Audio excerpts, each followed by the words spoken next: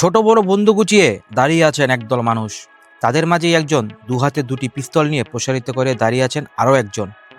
আবছা আলোয় চারপাশে দেখা যাচ্ছে রাজধানী ঢাকার ম্যাপ, যেখানে উল্লেখ আছে ঢাকা, আশকোনা, বাড্ডা, গাবতলী, মোহাম্মদপুর, কাফরুল, কাউরান বাজার, শাঁখারী বাজার, গেন্ডারিয়া এলাকার নাম।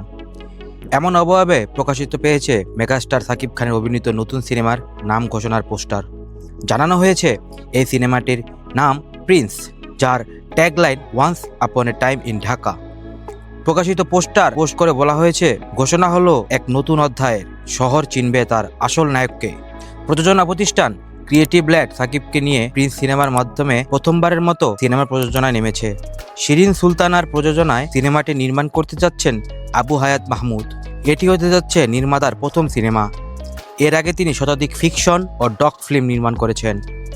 নির্মাতা আবু হায়াত মাহমুদ আগে জানিয়েছেন, গুলিস্তান টু গুলশান সব ধরনের দর্শকের উপভোগের কথা মাথায় রেখে লার্জার দ্যান লাইফ স্কেলে সিনেমাটি নির্মাণের উদ্যোগ নিয়েছি। 90 দশকের ঢাকাকে কেন্দ্র করে একটি গল্প, যেখানে love, crime, action, emotion, family, drama সবকিছুই থাকবে।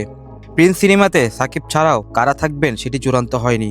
চলতি বছরের শেষে সিনেমাটির শুটিং হওয়ার কথা রয়েছে দেশের বাইরে, মুক্তি পাবে আগামী ঈদ উল ফিতরে।